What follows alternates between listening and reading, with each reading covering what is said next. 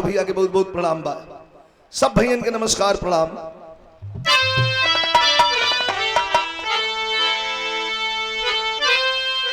दैत्य संहारन वेद विचारन,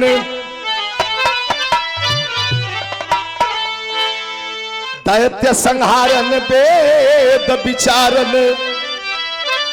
और दुष्टन को तुम ही दलती हो।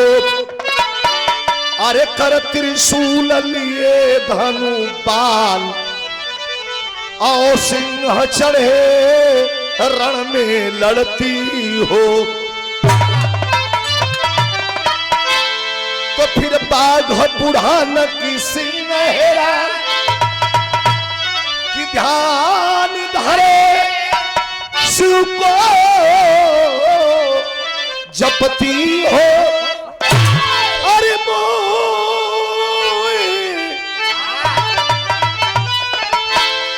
अरे मोए पुकारत देर भई, जगदम्ब विलंब कहा करती हो। धाव धाव धाव।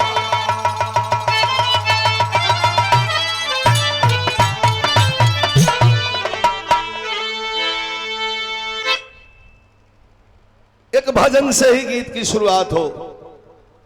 सदगुरु भजन। कौन गुरु है? जूता निकाल रहा। कौन गुरु है और कौन सदगुरु है? विद्वानों का मानना है कि अंधकार से प्रकाश की ओर लाने वाला गुरु, तो जो अंधकार में प्रकाश भर दे वह सदगुरु। परमहंस स्वामी जी विश्व गुरु भगवान अड़गड़ानंद महाराज के चरण में 4 लाइन भजन। ये हमारे जग्गे यादव भैया के द्वारा ये भजन के भाव पर पुरस्कार प्रदान कर गए हो। 100 रुपया भैया के बहुत बहुत धन्यवाद, नमस्कार प्रणाम बा। एक भोजपुरी का गीत बा।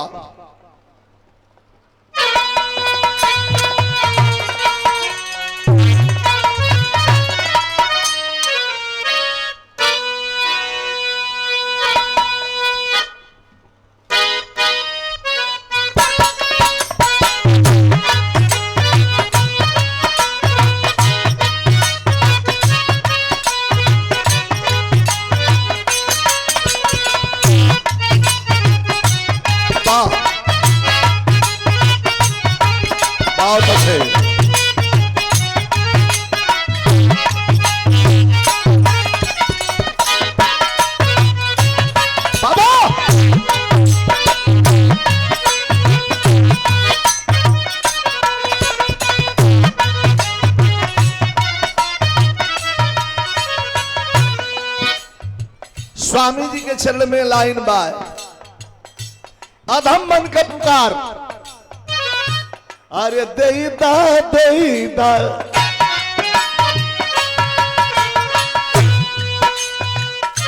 अरे देईदा देईदा। हम लोग गा बजा के याद कर लेल जा, आप लोग बैठल बैठल मने मने याद कर लेल जा। काहे कि जिंदगी के मुक्ति का मार्ग से एकमात्र सदगुरु भजन। कि देईदा देईदा, अरे हाँ देईदा देईदा, चरनिया स्वामी। अरे देईदा देईदा, चरनिया स्वामी। देर हो गई,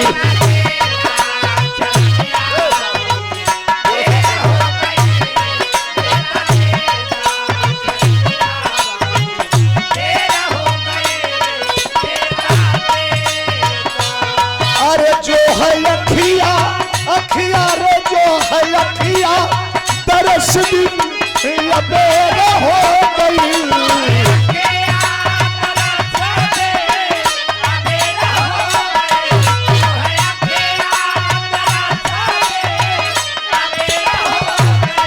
अरे जो है अखिया, अरे तरस दिन अबेर हो गई। देईदा देईदा, चरनिया स्वामी। देर हो गई,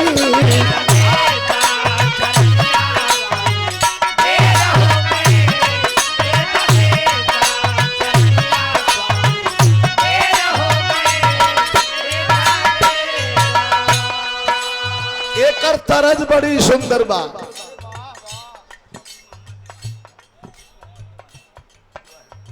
और जनाब शफीक मोहम्मद साहब दिवाही की धरती से 100 रुपए का पुरस्कार। बहुत बहुत आदाब, सलाम, प्रणाम सब भैया। ए बाबू, ए लड़के, हम जानते थे हमारा काम होता, धीरे धीरे हो रहे बोला मैं। एकर तर्ज बड़ी सुंदर बा, लड़कन के बड़ी पसंद आई, अब पुरनिया लोगन के भी पसंद आई। कौनो कौनो गीत जौन पर्दा में होले, भारतीय संस्कृति, ये हमने का सभ्यता हो। पर्दे में बात, अब पर्दे में मेहरारू, ये दोनों जितना सुंदर लगेले, ये पर्दे में से बेपर्दा हो जाए तो दोनों का रूप विभत्स हो जाला। कौना दोंगा का पहले होए, कौना दोंगा पहले हो, वही दोंगा करा के दुल्हन आई रही। मन सेधु घरे में सोया बा, लेकिन कितनी लाज बा, कितनी डर बा, भोरहरी में अपने दुल्हा के जगा रही बा। का कहे कि छोड़ा छोड़ा, अरे हाँ छोड़ा छोड़ा कलैया सैया, अरे छोड़ा छोड़ा कलैया सैया, भोर हो गई।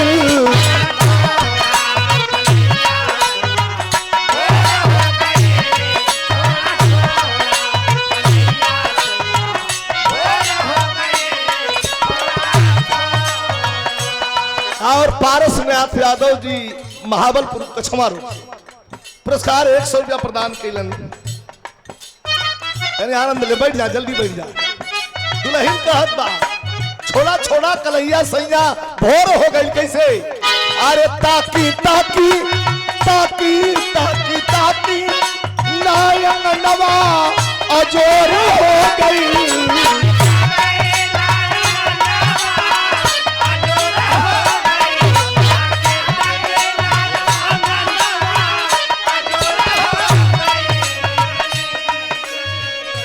लव कुश यादव जी स्वर्गीय बोधन यादव के नाती हैं और विष्णु यादव जी के मामा जी। 100 रुपया, बहुत बहुत धन्यवाद भैया के।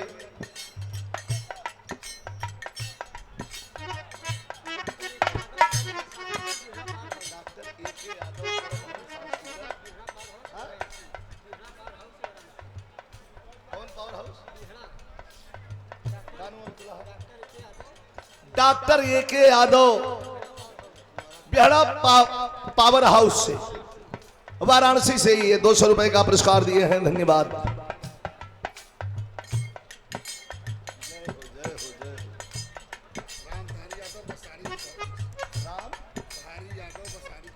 रामधारी यादव हमारे बड़का भैया बसाड़ी की धरती से 100 रुपया पुरस्कार प्रदान कैलन भैया के प्रणाम बाप। लाइन बड़ी सुंदर हो।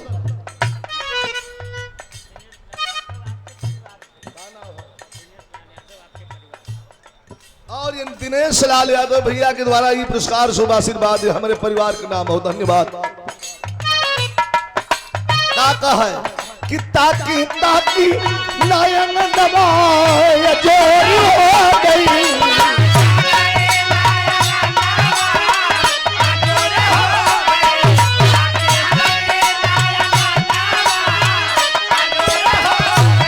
अरे ताकी ताकी जोर हो गई, छोड़ा छोड़ा हो गई।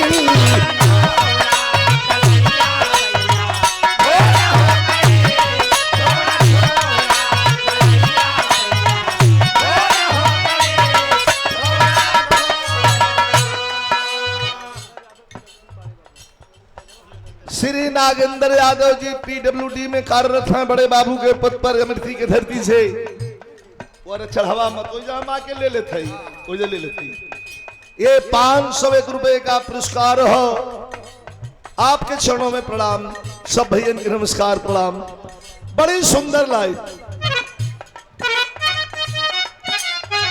अरे नाम रटत स्वामी, नाम रटत स्वामी दर्शन मिलेला।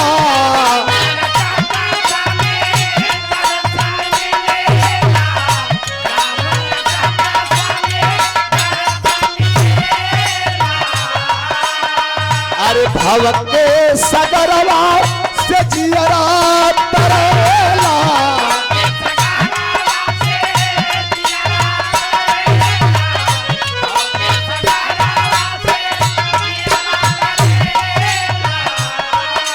आज धरती पर पाप बहुत ढेर हो गई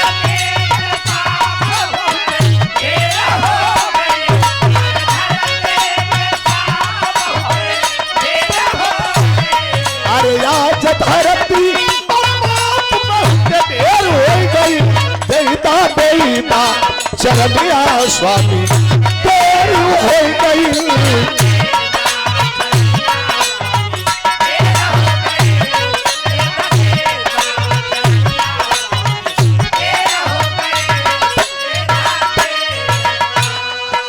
शानदार लोग महफिल में बैठल हुन एक लाइन तनी मानस हंस के लाइन दूठे आनंद ले ले जा जवन स्वामी जी के विश्व गुरु भगवान के आश्रम में हमरे तरफ से गावल रहल वायरल भयल रहल आप लोग देखले हुई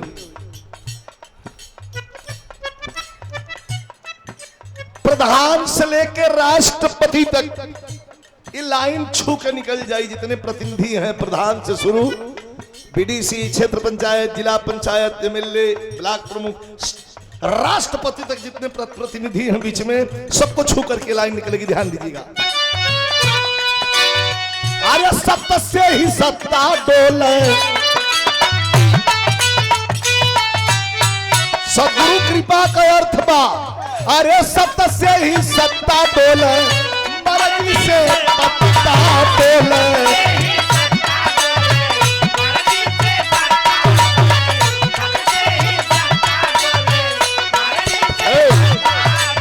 अरे सत्य से ही सत्ता डोले मर्जी से पत्ता डोले जानला जहान सदगुरु जानला जहान स्वामी जगत का दाता हुआ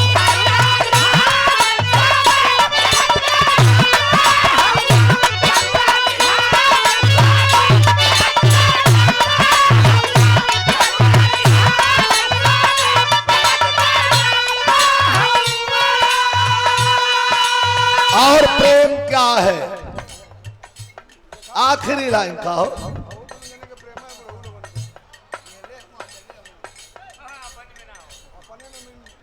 उनका गलती ना हो वो जो पेट में गयल हो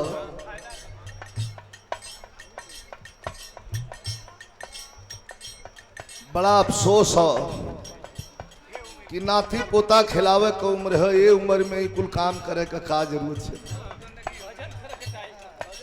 ये भजन का उम्र है चचा भजन के उम्र में ये सब न करे की चाहिए बैठ जा चचा बैठ जा कहीं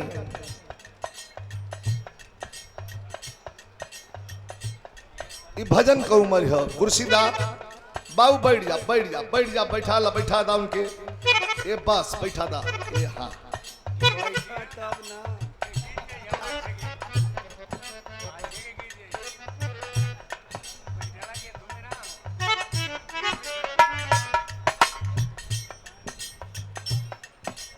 प्रेम क्या है दुर्योधन का मेवा मिष्ठान कुल छोड़ के देखा एक गरीब आदमी के कुटिया के तरफ भगवान बढ़ल चल जाते हैं प्रेम की शक्ति प्रेम से बड़ी न कोई शक्ति न प्रेम से बड़ी कोई भक्ति दुनिया में सबसे बड़ा अगर हथियार भी कोई है तो प्रेम है दुनिया में सबसे बड़ा धन भी कोई है तो प्रेम है और दुनिया में सबसे बड़ी भक्ति भी कोई है तो वो प्रेम है दुर्योधन का निमंत्रण था दरबार में बड़ा चहल पहल था आज आएंगे सदगुरु कृष्ण लेकिन बढ़ता हुआ कदम सदगुरु का कृष्ण का राज दरबार की ओर जाने के लिए इच्छुक है निमंत्रण आया है लेकिन कदम राज दरबार कोरी से हट करके और एक गरीब के कुटिया की ओर बढ़ रहा है ये प्रेम की शक्ति है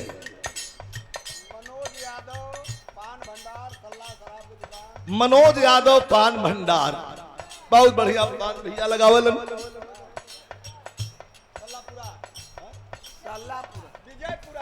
विजयपुरा क्या कहना है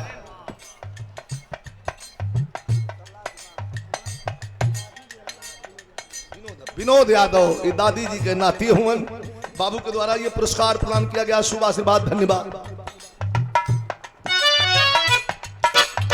आगे बढ़ रहे हैं, लेकिन देखिए, अरे भगत विदुर घर गईला,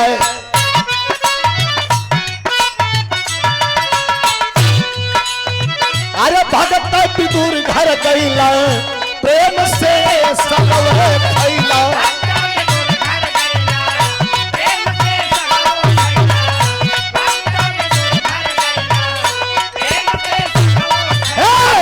भगत विदुर घर गईला, प्रेम से सगवे खैला।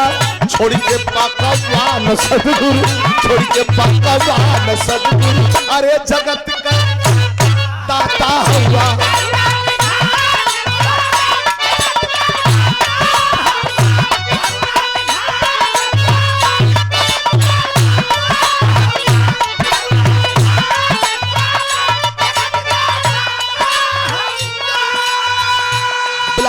प्रमुख प्रतिनिधि डॉक्टर शैलेंद्र यादव जी पुरस्कार देकर के सम्मान किए, माला दिए, बहुत बहुत प्रणाम बा।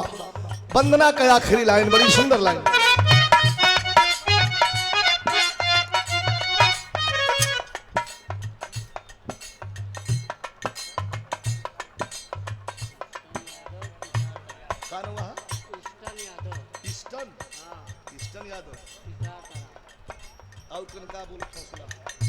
तो समझ बाई हर कहुआ हमारे इष्टन यादव भैया,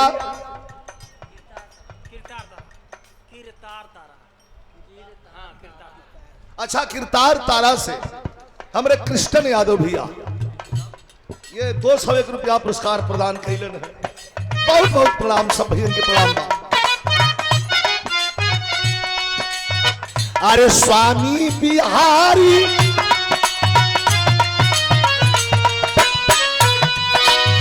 अरे स्वामी बिहारी गुरु गणेश राम नाम के,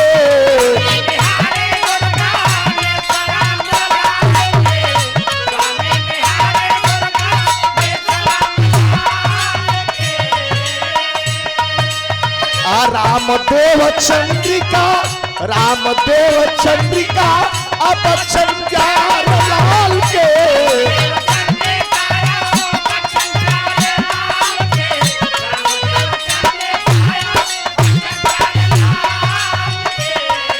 तोहरे चलते ये स्वामी, तोहरे चलते है विजया अभिषेक हो गई,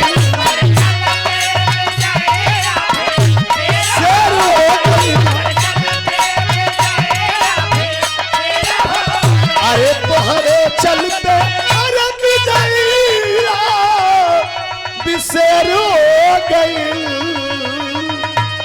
कि देता देता चरनिया स्वामी, अरे तेरे हो गई।